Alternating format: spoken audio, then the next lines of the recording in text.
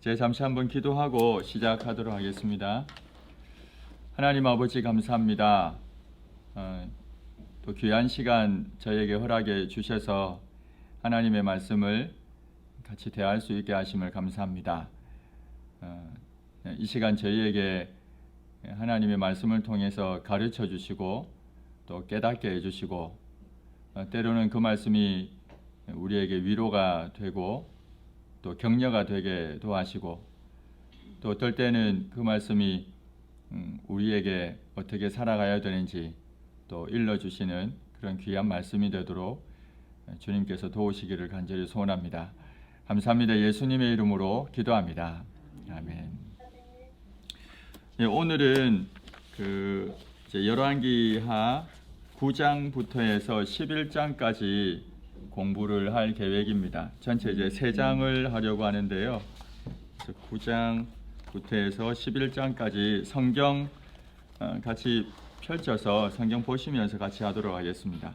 교재하고 또 열왕기상 성경을 같이 펼쳐서 같이 공부하도록 하겠습니다. 9장부터 해서 11장까지 공부하도록 하겠습니다. 먼저 9장 1절에서 9절 말씀은 이제 하나님께서 솔로몬에게 약속을 하시고 또 이제 경고하시는 내용을 담고 있습니다. 9장 1절에서 이제 9절까지의 내용은. 근데 이 내용은 가만 생각하면 3장에 열왕기상 3장에 보면 솔로몬이 기브온에 가서 일천번제를 드리지 않습니까? 그래서 일천번제를 드린 뒤에 하나님이 나타나셔서 말씀하셨던 것처럼 성전 건축 또 왕궁 건축이 마치고 나니까 하나님이 나타나셔서 말씀하신 것과 같이 이렇게 대비가 됩니다. 같은 내용으로 생각할 수가 있습니다. 3절에 보면 여호와께서 그에게 이르시되 너의 기도와 네가 내 앞에서 간구한 바를 내가 들었다. 그래서 이것은 하나님이 기뻐하시는 일이었음을 알 수가 있습니다. 성전 건축 자체가 하나님의 기뻐하시는 일이었다. 이것을 다시 한번 확인할 수가 있습니다. 하나님은 뭐라고 응답하시는가 하면 자신의 이름을 내가 이 성전에다가 영원히 두겠다. 이렇게 이제 약속을 하십니다. 또 항상 이곳을 바라보고 기억하겠다. 이렇게 또 말씀도 하세요. 근데 이것은 솔로몬이 기도한 내용하고 똑같습니다. 8장 29절 한번 찾아보시겠습니까? 8장 29절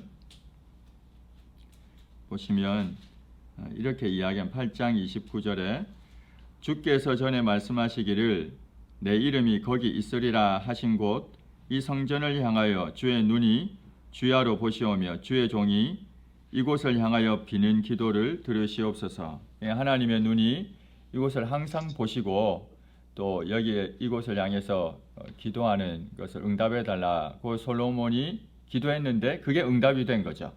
여기 보니까 3절에서 똑같은 내용으로 하나님께서 응답해 주셨다는 것을 이야기합니다. 솔로몬의 기도는 레위기 26장 또 이제 신명기 28장에 있는 축복과 저주에 관한 내용들이 많이 언급이 되고 있습니다. 그런데 이 솔로몬의 기도에는 또 다윗 왕가 자체를 위한 기도 그리고 백성들을 위한 기도 이렇게 크게 이제 두 개로 구분할 수 있는데요. 여기에서도 기도 응답에서도 하나님이 다윗 왕가에 대한 응답, 또 백성들에 대한 응답 이렇게 함께 언급이 되고 있습니다. 4절하고 5절을 보시면 솔로몬이 다윗처럼 하나님 앞에서 마음을 온전히 하고 또 바르게 하면 그의 왕위가 영원히 견고하게 될 것이다. 이렇게 말씀하셨습니다. 다윗처럼 마음을 온전히 한다는 건 어떤 의미일까요? 마음을 온전히 한다. 이것은 지난번에 말씀드렸는데 조금의 실수도 없다는 것을 말하지는 않습니다. 다윗도 실수를 했잖아요. 마음을 온전히 한다는 말은 비록 실수가 있다 할지라도 회개해서 돌이킨다는 것을 의미합니다. 그래서 다윗처럼 마음을 온전히 한다고 할 때 이것은 혹 실수를 한다 할지라도 회개해서 돌이키려는 그런 마음의 태도, 또 하나님 앞에 지속적으로 그 말씀에 순종하려고 하는 그런 태도, 그런 태도를 마음을 온전히 한다, 이렇게 볼 수가 있을 겁니다. 그리고 바르게 행한다 라는 것은, 바르게 행하려면 기준이 있어야 되잖아요. 기준. 그래서 바르게 행하기 위한 기준을 어디에 두었는가 하면 하나님의 말씀에다가 둡니다. 그래서 하나님의 말씀에 기준을 두고 이 말씀에 가감하거나 더하거나 빼거나 혹은 이 말씀을 변조시키거나 그러지 않고 말씀 그대로, 이것이 객관적인 기준이 되고 절대적인 기준이 되어서 그에 따라 행하는 것을 바르게 행한다, 이렇게 이제 생각할 수가 있습니다. 그래서 마음을 온전히 하고 바르게 행한다라고 하는 것은 하나님의 말씀을 기준으로 두고서 그 말씀을 가감하거나 변조하지 않고 이 말씀 자체를 절대적인 기준으로 삼고 또 주관적인 기준이 아닌 객관적인 기준으로 삼아서 그 말씀에 따라 살아가려고 부단히 애쓰는 것입니다. 그러다가 혹 실수한다 할지라도 다시 회개하고 돌아서는 것, 이것을 마음을 온전히 하고 또 바르게 행한다라는 것으로 볼 수가 있습니다. 그리고 이러한 태도와 행위는 하나님의 말씀을 지키는 것과 당연히 관계되어 있습니다. 그래서 봤지만 4절에 보면 마음을 온전히 하고 바르게 하여 다음에 내 앞에서 행하며 다음에 내가 네게 명령한 대로 온갖 일에 순종해서 내 법도와 율례를 지키면, 이라고 해서 말씀에 대한 순종하고 연결되는 것이 마음을 온전히 하고 바르게 행한다, 이게 같이 연결된다는 것입니다. 또 이 말씀을 지켜 순종한다는 것은 뭐하고 또 같이 나오는가 하면 우상 숭배하고 같이 따라 나옵니다. 언제나 6절에 보시면요, 만일 너희나 너희의 자손이 아주 돌아서서 나를 따르지 아니하며 내가 너희 앞에 둔 나의 계명과 법도를 지키지 아니하고 가서 다른 신을 섬겨 그것을 경배하면, 이렇게 해서 우상 숭배하고 또 연결되어 있다는 것을 알 수가 있습니다. 우리 우상 숭배하면 우리 큐티를 이제 했으니까요, 큐티한 내용 중에 레위기 한번 생각해 볼게요. 17장에 우리 17장까지 하고 요한복음 넘어갔잖아요. 레위기 17장은 어떤 내용인가 하면 광야 생활하는 중에 이스라엘 백성들이 가나안 땅에 들어가기 전에 광야에서 40년을 지내지 않습니까? 광야 생활하는 중에 이스라엘 백성들이 먹을 수 있는 고기는 어떤 고기인가? 이게 이제 17장에 나옵니다. 뭘 먹을 수 있는가? 고기 종류, 고기를 어떤 고기를 먹을 수 있는가? 그게 17장에서 이야기하는데요. 거기 읽어보면 답은 이겁니다. 어떤 고기를 먹을 수 있는가? 하나님 앞에 화목제로 드린 고기만 먹을 수 있다는 게 17장에서 얘기하는 거예요. 그러니까 광야 생활 중에는 하나님 앞에 예물로 드린 회막 앞으로 가져온 고기만 먹을 수 있게 했습니다. 물론 가나안 땅에 들어가면 상황이 달라집니다. 신명기 4장에 보면 가나안 땅에 들어갔을 때는 너희가 각 성읍에서 잡아 먹을 수 있도록 그렇게 명령을 하고 있지만 규정이 바뀌지만, 여기 그 광야 생활 중에서는 반드시 예물로 드린 것만 먹으라 이렇게 했어요. 메추라기는 제외입니다. 하나님들은 메추라기는 제외고, 또 혹시 메추라기 물어보실까봐 그건 제외고 화목 제물로 드린 고기만 먹도록 했습니다. 회막 앞에 가져오지 않은 고기를 먹으면 백성 중에서 끊어진다고 이야기해요. 왜 그렇게 하셨을까요? 레위기 17장에 보면 우상 숭배와 관련되어 있습니다. 당시 애굽에 있을 때 사람들이 염소 우상을 숭배했거든요. 염소 우상을 숭배했는데 이러한 우상 숭배가 광야 생활 중에도 얼마든지 벌어질 수 있기 때문에 아예 근절시키는 거죠. 그래서 우상 숭배 때문에 하나님이 짐승을 먹으려면, 가축을 먹으려면, 가축도 정한 가축 동물 중에서 먹어야 되잖아요. 먹으려면 반드시 회막에 가져와서 하나님 앞에 예배하고, 그래서 기름은 하나님 앞에 불살라드리고 피는 어떤 형태로든 먹지 못하게 하고 피를 마시지도 못하게 했고, 또 어디 뭐 섞어서 먹지도 못하게 했고, 고기는 화목 제물로 드린 그 고기를 먹도록 했습니다. 우상 숭배 때문에 그렇다는 거죠. 그만큼 하나님의 백성이 되었다라고 했을 때 가장 율법에 대한 순종과 가장 중요하게 따라다니는 것이 우상 숭배 문제였습니다. 출애굽한 이후에 시내산에 있을 때 금송아지 우상을 숭배했던 그 장면, 하나님이 다 멸하시려고 했잖아요. 그때도 출애굽기 34장에 보면 그만큼 우상 숭배하고 하나님과 맺은 언약 관계, 또 율법에 대한 순종, 이것은 같이 따라다닌다는 것을 알 수가 있습니다. 이후에 보면 그 나라가 둘로 나뉘어집니다. 그래서 북이스라엘 왕 중에 우리가 흔히 들었던 아합 왕, 가장 악한 왕이라고 불리는 아합 왕이 있는데요.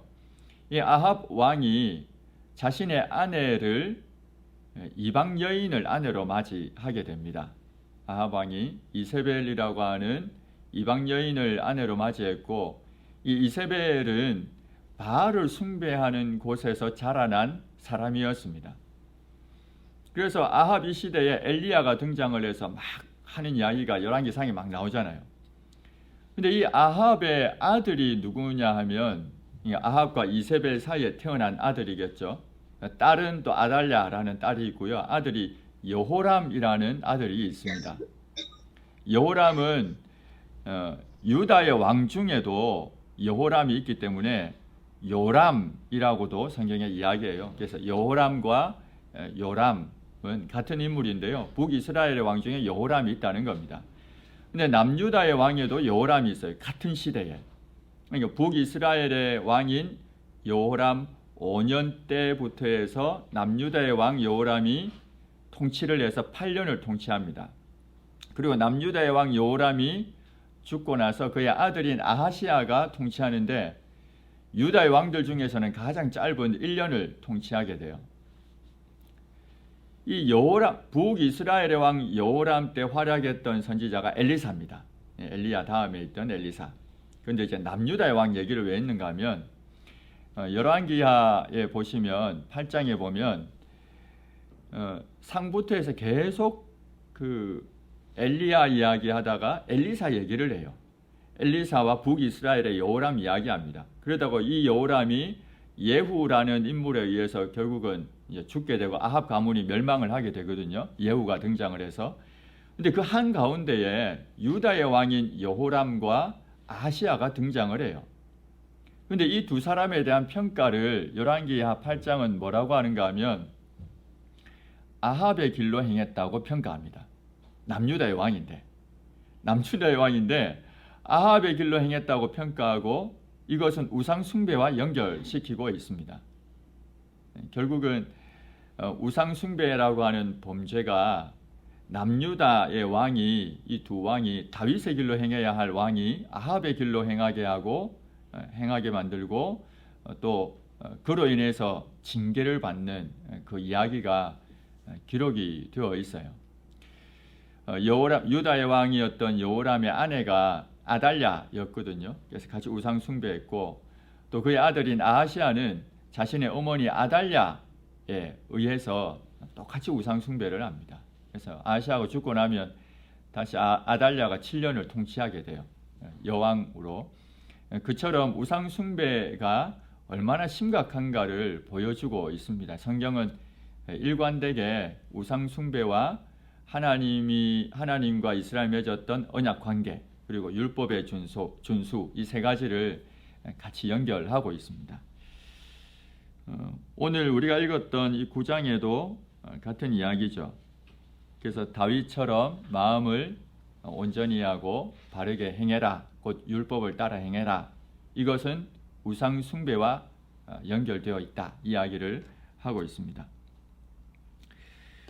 다른 한편 하나님은 백성 일반에 대해서도 또 여기에서는 말씀하고 있습니다. 백성들에 대해서도 지금은 왕가에 대한 이야기였잖아요.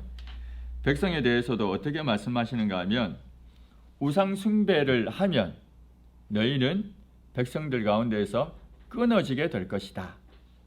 여기 끊어진다는 이 단어를 어떤 단어를 썼는가 하면 자른다는 뜻을 가진 단어를 썼어요. 끊어진다 할 때 자른다, 카라트라는 단어인데 이 자른다는 뜻을 썼습니다. 이 단어를 썼습니다. 이 자른다라는 말은, 이 카라트라는 말은 자르다라는 뜻도 있지만 계약하다는 뜻도 가지고 있습니다.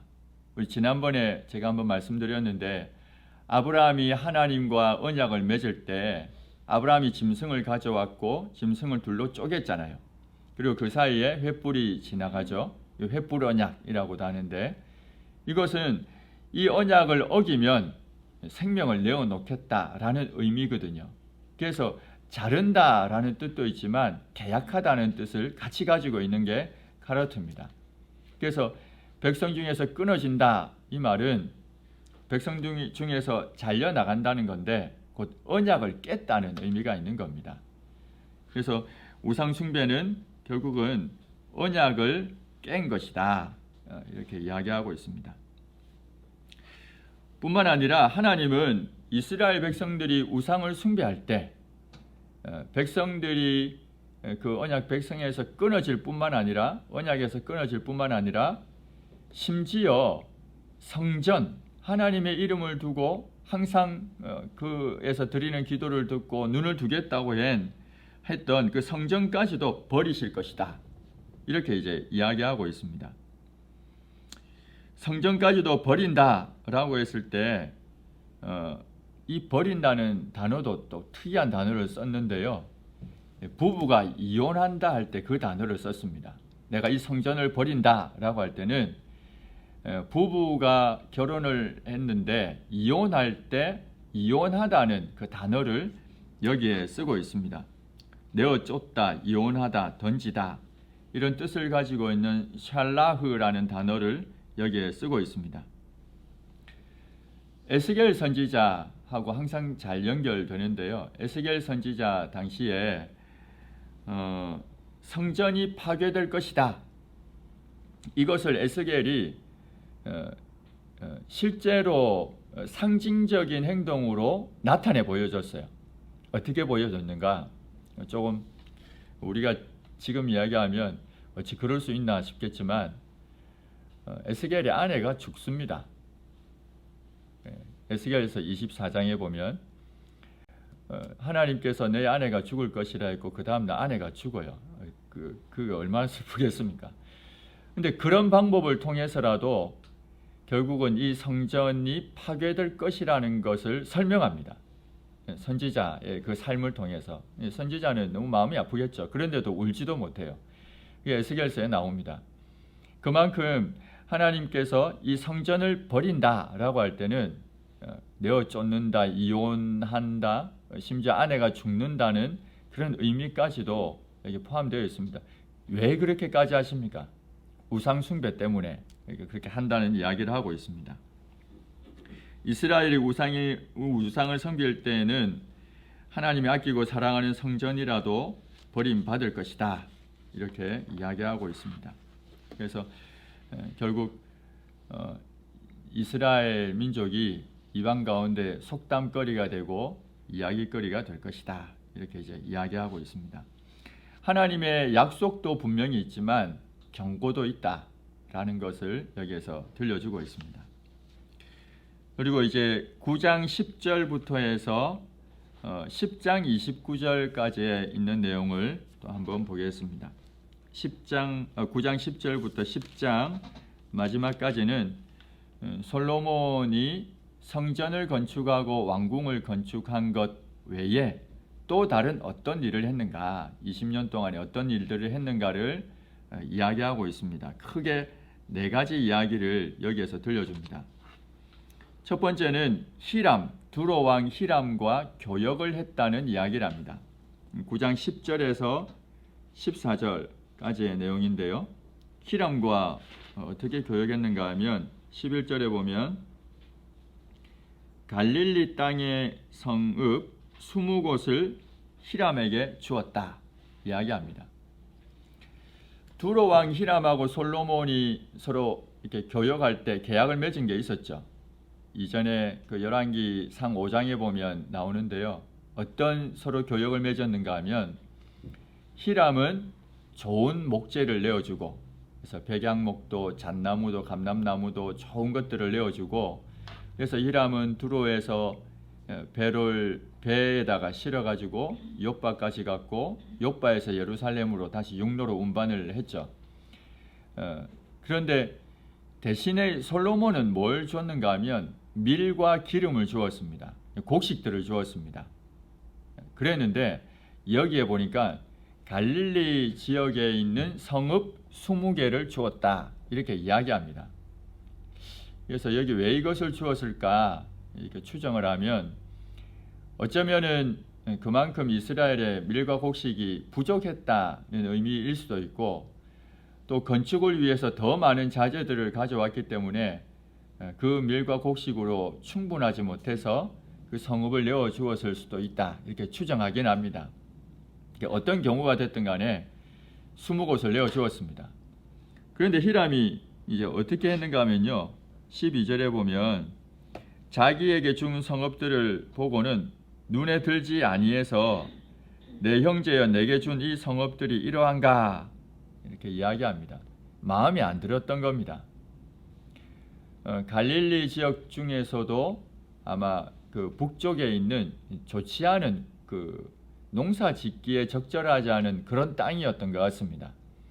그래서 마음에 들지 않았다는 표현을 하죠. 그리고 나중에는 히람이 다시 이 성읍들을 다 돌려줍니다, 이스라엘에게. 그리고 이름을 가불이라고 했잖아요. 이 가불이라는 뜻은 쓸모없다는 말입니다. 쓸모없는 땅이다, 이제 그렇게 이름을 짓게 됩니다. 그렇지만 히람은 금 120달란트를 또 왕에게 보내죠. 솔로몬이 우위에 있었다는 걸 알 수가 있습니다. 교역 관계에 있어서 그런 관계에 있었다고 볼 수가 있습니다. 근데 우리가 생각할 때 솔로몬이 이 갈릴리 땅에 있는 성읍 20곳을 준 것을 어떻게 이해할 수 있을까? 물론 곡식이 부족해서 주었을 수도 있지만, 그리고 나중에 다시 돌려받기도 했지만, 준 것 자체는 문제가 되지 않나라는 질문입니다. 왜냐하면 그 땅은 아셀 지파에게 주어진 땅이었거든요. 그러니까 하나님이 아셀 지파에게 주었다는 말은 곧 이스라엘 백성들의 땅, 영토라는 겁니다. 그 땅은 기업으로 준 것이었잖아요. 그것을 솔로몬이 임의로 내어주었다는 말은 솔로몬의 잘못이라고 볼 수가 있습니다. 여기에서는 그 이야기를 하고 있지는 않지만 얼마든지 우리가 추정을 해볼 수가 있습니다. 아셀 지파에게 주었던 땅을 좀 쓸모없는 그 모양의 땅이었겠지만 내어준 것 자체는 큰 문제가 된다는 것을 생각합니다. 그리고 이제 15절부터 해서 28절까지에 있는 내용은 건축 사업을 이야기하고요, 또 하나는 해운 사업을 이야기합니다. 먼저 건축 사업에 대해서 이야기했는데 15절에 보시면 여호와의 성전 그리고 자기 왕궁을 지었죠. 20년 동안 우리 공부한 것처럼. 그리고 밀로를 지었다고 했죠. 이게 15절에 밀로가 뭐겠습니까? 한글 보면 이건 미로와 같은 데인가? 뭐 이런 생각이 드는데 그렇지 않고 성체인데요. 약한 곳을 튼튼하게 방어하기 위해서 짓는 성체라고 생각하시면 됩니다. 예루살렘 북쪽 지역에는 약한 곳들이 많았어요. 그러니까 외국이 외부에서 침입했을 때 방어하기 어려운 곳들이 있었습니다. 그곳에 성체를 지었다는 거죠. 북방의 방어를 위해서. 그래서 방어를 튼튼히 했다라는 겁니다. 또 예루살렘 성을 건축했다고 했죠. 밀로 다음에. 예루살렘 성은 이미 건축이 되어 있잖아요. 근데 또 이 예루살렘 성을 건축했다는 말은 성을 건축한 게 아니라 다시 건축한 게 아니라 성벽을 확장하고 튼튼히 했다. 이제 그런 의미가 되겠죠. 그래서 이제 예루살렘 성을 건축했다는 말은 성벽을 확장하기도 하고 더 넓게 또 확장하고 또 보수하고 하는 일을 했다라는 겁니다. 또 하솔, 무깃도, 게셀을 건축했다고 기록을 합니다. 근데 이 하솔과 무깃도와 게셀 지역에 이 건축한 것을 고고학자들이 발견을 했어요. 기원전 10세기경으로 추정되는 것을 발견을 했습니다. 근데 발견했는데 그 형태가 어떻게 되어 있는가 하면 출입할 수 있는 문은 4군데 있고 안에 이중벽으로 되어 있고요. 방이 6개로 있는 이제 그런 형태의 구조물이 이 세 지역에서 동시에 발견이 됐습니다. 실제로 이렇게 발견이 됐어요. 나중에 제가 그 페이퍼에 보면 있는데 이렇게 생겼어요. 잘 안 보이겠죠? 이렇게 생겨가지고 방이 6개가 있고요. 이런 형태로 위에 보면 무깃도, 여기는 하솔, 게셀 이렇게 나오죠. 그래서 이런 형태로 된 게 실제로 발굴이 됐습니다. 고고학자들에 의해서. 그래서 이게 기원전 10세기경 솔로몬 시대로 추정한다고 이야기합니다. 그리고 20절하고 22절에 보시면요. 이 건축 사업을 할 때 누가 일꾼, 주도적으로 그 일을 했는가? 이방인들이었다 이야기합니다. 가나안 사람들. 사사기에 보면 가나안인들을 다 쫓아내지 않았잖아요. 처음에는 쫓아내지 못했죠. 힘이 없어서. 근데 나중에 힘이 있어서 쫓아낼 수 있는데도 쫓아내지 않았죠. 사사기 2장에 보면 그 내용들이 나옵니다. 근데 거기에 남아있던 이 가나안 사람들을 여기에도 노예처럼 역군으로 쓰고 있는 겁니다. 이스라엘 백성들은 일하지 않은 것처럼 기록이 되어 있지만 5장에 보면 이스라엘 백성들도 윤번제로 일을 했죠. 그죠? 그래서 3교대 형태로 이렇게 일을 한 것을 알 수가 있습니다. 한 달 일하고 2달 쉬고 또 한 달 일하고 2달 쉬고 이런 형태로 그렇게 해서 일을 했습니다. 이스라엘 백성들이 윤번제로 일한 것과는 달리 이 이방인들은 계속해서 노예와 같은 형태로 일을 했다 이렇게 볼 수가 있습니다. 24절 한번 보시겠어요? 24절 9장 24절에 보면 좀 특이한 내용이 나오는데요. 바로의 딸이 다윗 성에서부터 올라와 솔로몬이 그를 위하여 건축한 궁에 이를 때에 솔로몬이 밀로를 건축하였더라. 또 이렇게 기록했죠. 바로의 딸을 위한 궁을 따로 만든 것을 이야기합니다. 그죠? 우리 지난번에 솔로몬 왕궁 공부할 때 바로의 딸을 위해서 지었던 왕궁을 봤죠. 솔로몬의 자기의 궁전 바로 옆에 따로 지었잖아요. 근데 이 따로 지은 게 성전하고는 거리가 멀었습니다. 성전하고는 거리가 멀었어요. 그러니까 성전은 여기에 있고 그 가운데 모리아산도 있고 뜰이 있고 막 그렇고요. 그리고 나서 이제 여기에 솔로몬 성전이 있고 그 뒤에 바로의 딸의 궁전이 있거든요. 거리를 멀게 두었습니다. 여기에서도 그 표현이 다윗 성에서부터 올라와 라는 표현을 통해서 성전과 멀리 두었다는 것을 알 수가 있습니다. 그런데 이것을 또 달리 기록을 해두었던 역대하 8장에 보면 이렇게 기록합니다. 한번 찾아볼게요. 역대하 8장 11절. 역대하 8장 11절에 보면 좀 구체적인 이유가 나와요. 왜 이렇게 했는지.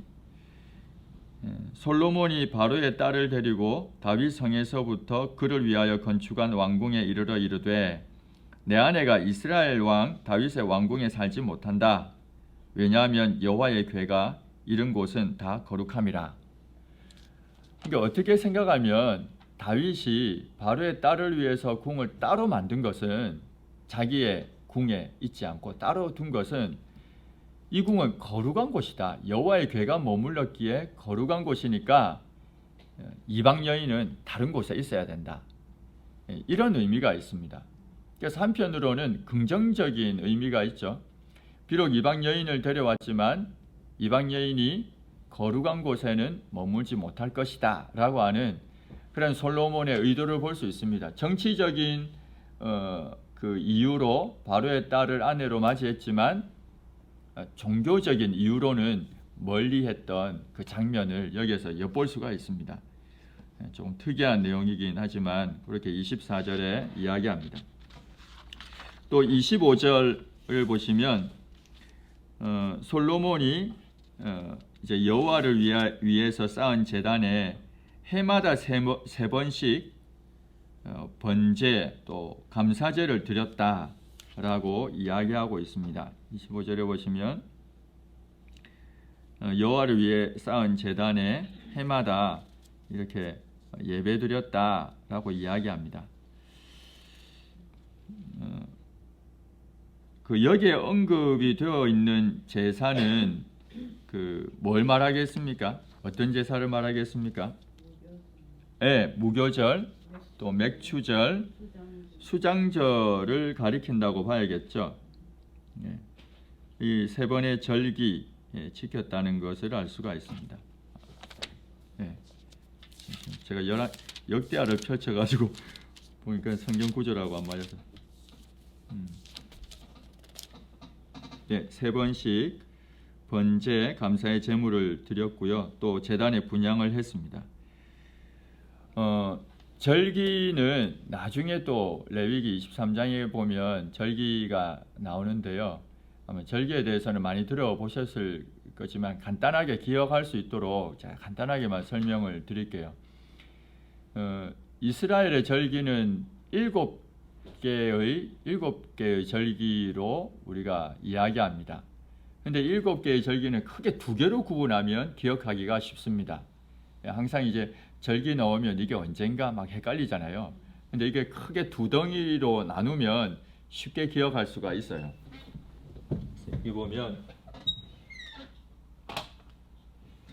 제일 먼저 나오는 절기가 6월절이죠. 6월절. 그리고 6월절에 곧바로 이어 나오는 절기가 무교절이죠.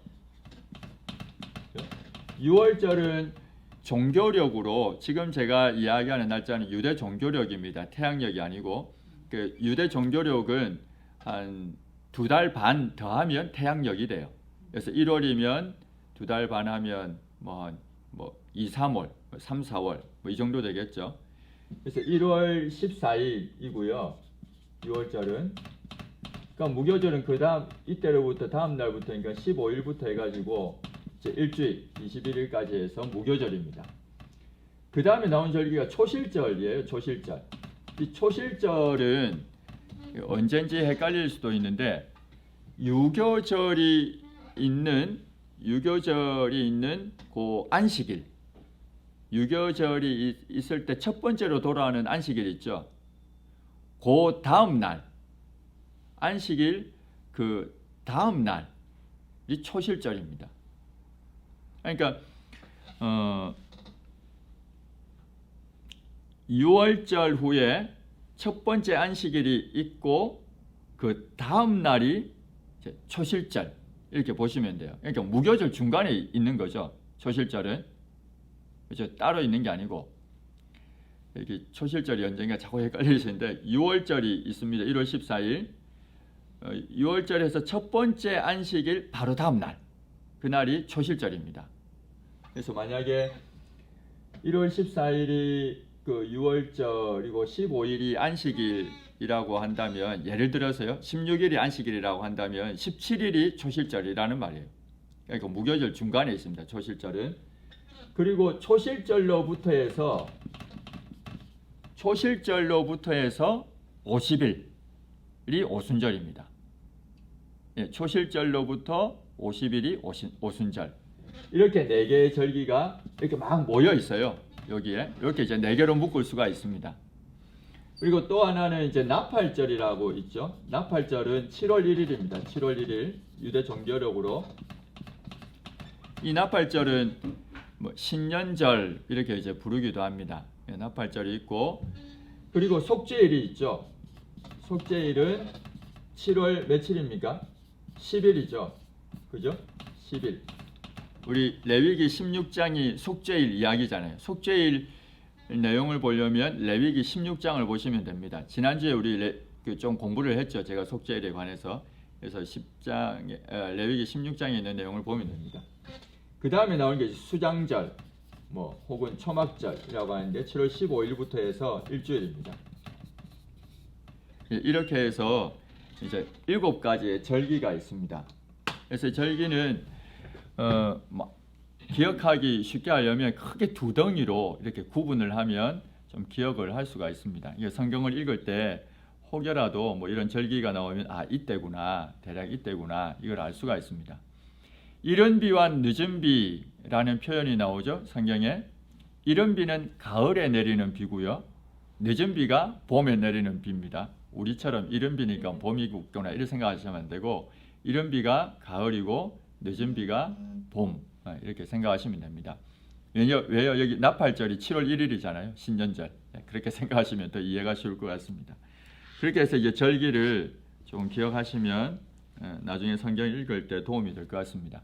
수전절은 지난번에 말씀을 드렸는데 그 마카비 혁명이 일어났을 때 기원전 164년에 그때 그 성전을 다시 회복했다 해서 이제 수전절로 합니다. 12월 25일이라고 보통 이야기하죠. 수전절. 26절에서 28절에 있는 내용은 해운업입니다. 해운사업. 두로 왕 히람과 함께 해운사업을 벌였습니다. 솔로몬은 에시온게벨, 이 에시온게벨은 그 아카바만에 있는데요. 홍해 연안에 있는 아카바만에 있는데 이 에시온게벨에서 배들을 건축을 하고요. 히람은 바다에 익숙한 숙련된 그 사공들을 제공을 합니다. 그래서 배는 솔로몬이 건축하고 그 배를 운전하고 하는 그 사공들은 히람이 제공하고 그렇게 해서 해상 무역을 했고 많은 부를 축적하게 됐습니다. 금 420달란트를 얻었다. 이렇게 이제 28절은 소개하고 있습니다. 이 달란트가 무게단위거든요. 무게단위인데 1달란트가 무게가 한 어느 정도 될까요? 많이 들어보셨을 수도 있는데 1달란트. 1달란트는 생각보다 무겁습니다. 34kg입니다. 많이 무겁죠. 34kg면 금이 34kg라 생각하면 이게 감당이 안 되죠.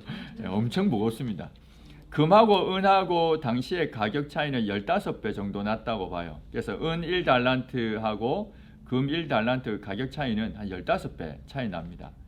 세겔 들어보셨죠? 세겔. 무게 단위를 또 간단하게 한번 정리를 하면요.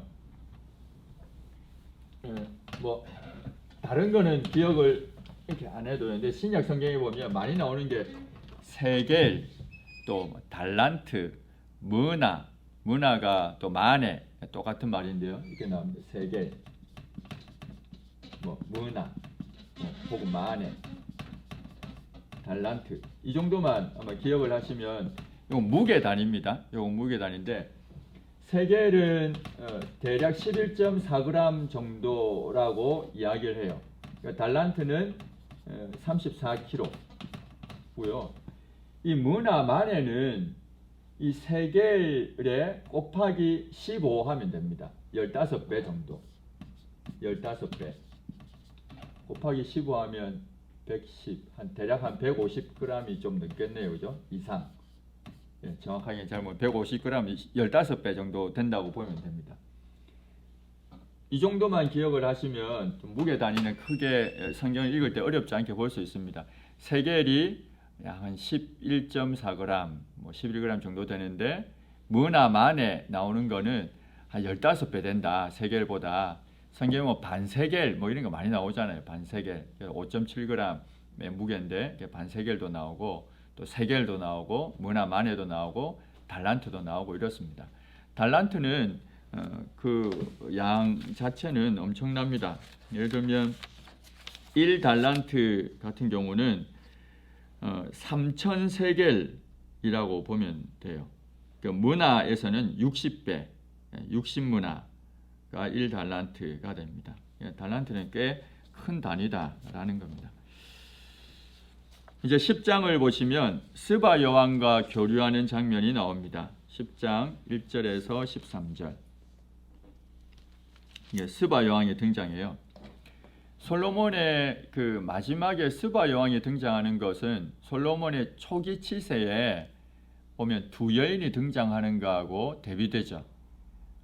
이제 창기였던 두 여인이 등장해서 누구 아들이냐 재판을 묻던 그 장면, 그때 나타났던 솔로몬의 지혜, 여기에 스바 여왕과 솔로몬과의 대화에서 나타났던 솔로몬의 지혜, 이것을 대비해서 보여주고 있습니다. 그래서 1절에서 13절에 보면 스바 여왕과 솔로몬이 교류했던 이야기입니다. 솔로몬 시대의 명성은 중근동 지역에까지 퍼져나갔던 것으로 보입니다. 스바가 어디냐라고 할 때, 이전에는 여기가 에디오피아다라는 얘기를 많이 했거든요. 근데 지금은 에디오피아라고 이야기하지 않고 에디오피아 근방에 있는 아랍 국가 중에 하나일 것이다, 이렇게 추정을 많이 합니다. 대체로 이제 에디오피아하고 일치시키지는 않는, 지금은 않고 있습니다. 근데 옛날에는 스바 하면 에디오피아 이렇게 얘기 많이 했잖아요. 근데 이 아라비아 반도 남단에 있는 여러 국가들 중에 하나일 것이다, 이렇게 이제 추정을 하고 있습니다. 이 스바 여왕이 솔로몬을 찾아왔습니다. 근데 솔로몬의 명성은 하나님하고 긴밀하게 연결되어 있다는 것을 확인할 수 있습니다. 1절 보시면요, 스바의 여왕이 여호와의 이름으로 말미암은 솔로몬의 명성이라고 했죠. 그러니까 하나님의 이름과 솔로몬의 명성은 긴밀하게 연결되어 있다라는 겁니다. 스바 여왕이 솔로몬을 찾은 것은 그의 지혜를 시험하고자 함이었다 이야기합니다. 솔로몬의 명성을 듣고 와서 어려운 문제로 그를 시험하고자 하여 솔로몬의 지혜를 시험하려고 스바 여왕이 찾아왔다는 거죠. 근데 이렇게 어떻게 생각하면 외교적으로 좀 이게 어색하지 않습니까? 한 나라의 여왕이 다른 나라에 있는 왕의 지혜를 시험하려고 그 먼 거리를 찾아왔다. 좀 어색한 면이 있습니다. 물론 솔로몬의 지혜를 알아보기 위해서 온 것도 사실이겠지만 다른 목적들도 있겠죠. 외교적인 목적, 또 교역을 위한 목적들도 함께 있었을 것이라 이야기합니다. 찾아왔습니다. 그래서 외교적인 목적을 분명히 가지고 있었을 것입니다. 생각해 보면 이스라엘이라고 하는 나라는 북쪽과 남쪽에 강대한 나라들이 많았거든요. 그것을 견제하고 있었기 때문에 스바 여왕 입장에서는 이스라엘과 관계를 잘 맺으면 강대한 나라들로부터 보호를 받을 수 있을 것이라고 얼마든지 생각을 할 수가 있습니다. 그래서 그러한 외교적인 목적이 분명히 있었을 것입니다. 그래서 스바 여왕은 어려운 문제들을 가지고 질문을 합니다. 그래서 여러 가지 이제 질문을 했는데 솔로몬은 막힘없이 대답을 했습니다. 그리고 솔로몬은 자신의 성전, 왕궁을 보여주었고요. 궁정 생활의 모습까지도 다 소개해 주었습니다. 그래서 스바 여왕은 솔로몬의 지혜에 대해서 탐복하면서 6절하고 7절에서 이렇게 이야기하고 있습니다. 6절하고 7절 한번 보시면요. 10장 왕께 말하되 내가 내 나라에서 당신의 행위와 당신의 지혜에 대하여 들은 소문이 사실이로다. 내가 그 말들을 믿지 아니하였더니 이제 와서 친히 본즉 내게 말한 것은 절반도 못되니 당신의 지혜와 복이 내가 들은 소문보다 더하도다. 그렇게 지금 이야기하고 있습니다. 결국은 확인해 보니까 들은 것보다 당신의 지혜가 더 탁월하다라는 이야기를 합니다. 그러면서 이어서 이런 말을 하죠. 당신의 백성들과 신하들이 복이 있다. 이런 이제 고백을 하게 됩니다. 항상 솔로몬 앞에서 솔로몬의 지혜를 들을 수 있는 그 신하와 백성들이 얼마나 복된가, 그런 고백을 하고 있습니다. 생각해 보면 그 솔로몬보다도 더 탁월한 왕으로 오셨던 예수님의 통치를 받는 백성들은 얼마나 복된가, 이렇게 우리가 연결해 볼 수가 있죠. 지난번에 한번 보긴 했는데요. 마태복음 12장에 보면 스바에 있는 여왕이 찾아온 것을 예수님이 이야기를 합니다. 그러면서 스바의 여왕이 그 먼 거리를 솔로몬의 지혜를 듣기 위해서 찾아왔는데 지금 여기에 솔로몬보다도 더 큰 내가 있는데 내 말을 듣지 않는다는 거죠. 마태복음 12장 한번 볼게요. 지난번에 봤지만 마태복음 12장에 그 내용이 있습니다. 12장 그게 42절이네요. 12장 42절에 보면 심판 때에 남방 여왕이 일어나 이 세대의 사람을 정죄할 것이다. 왜냐하면 이 남방 여왕은 스바 여왕을 말합니다. 왜냐하면 그가 솔로몬의 지혜로 말을 들으려고 땅 끝에서 왔는데 솔로몬보다 더 큰 이가 여기에 있다. 그런데 안 듣는다 이 말입니다. 스바 여왕은 솔로몬의 지혜를 듣고 당신의 백성, 당신의 신하들은 참으로 복됩니다. 이런 고백을 하고 있잖아요. 그런데 예수님이 솔로몬보다도 더 지혜 그 자체이신 예수님이 오셔서 말씀하시고 통치하심에도 불구하고 듣지 않는 그 현실을 예수님은 여기에서 지금 탄식조로 지금 이야기하고 있는 것입니다. 솔로몬은 스바 여왕의 방문을 받은 뒤에 후한 예물을 주어서 돌려보냈습니다. 그래서 외교적인 협력 관계로 발전했다는 것을 알 수가 있습니다. 13절에 보면 스바 여왕이 소원대로 구하는 것을 들어주었다라고 이야기합니다. 소원대로라고 할 때는 외교 관계도 아마 포함이 되어 있었을 것입니다. 처음 말씀드린 것처럼 이 스바 여왕의 등장은 솔로몬 초기에 있는 두 여인의 등장하고 딱 이렇게 맞물리죠. 그래서 초반에 두 여인이 등장해서 솔로몬의 지혜를 드러냈고 후반에 스바 여왕이 등장해서 솔로몬의 지혜를 드러냅니다. 이런 형태를 문학에서는 인클루지오라고 이야기해요. 그래서 한 사람의 일대기 속에 양쪽 끝에서 이렇게 잡아주는 역할을 한다는 거죠. 그래서 강조하는 게 뭐냐? 솔로몬의 지혜를 지금 강조하고 있는 겁니다. 여기에서 이 주제를 이렇게 이제 문학적으로도 표현을 해두었습니다. 그리고 16절에서 21절에 있는 내용은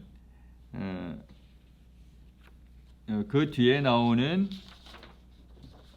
솔로몬의 그 얘기를 하는 페이지 14절에서 29절 이렇게 해서 이제 스바 여왕의 방문을 마쳤고요. 솔로몬의 부귀 영화를 다루고 있는 14절에서 29절 같이 한번 보도록 하겠습니다. 우선 스바 여왕까지 그 이야기했는데 여기 혹시 질문 있으십니까? 여기까지만. 그래서 우선 성경 전체로 9장부터 해서 쭉 10장 이제 13절까지 이야기를 이제 같이 했는데요. 혹시 질문 있으면 하시고 아니면 5분 정도 쉬었다가 14절부터 그렇게 하도록 하겠습니다. 질문 없으시죠? 그러면 잠시 쉬었다가 10분 쉬었다가 11시에 하도록 하겠습니다. 11시에 14절부터 해서 이제 나머지 하도록 하겠습니다. 잠시 쉬겠습니다.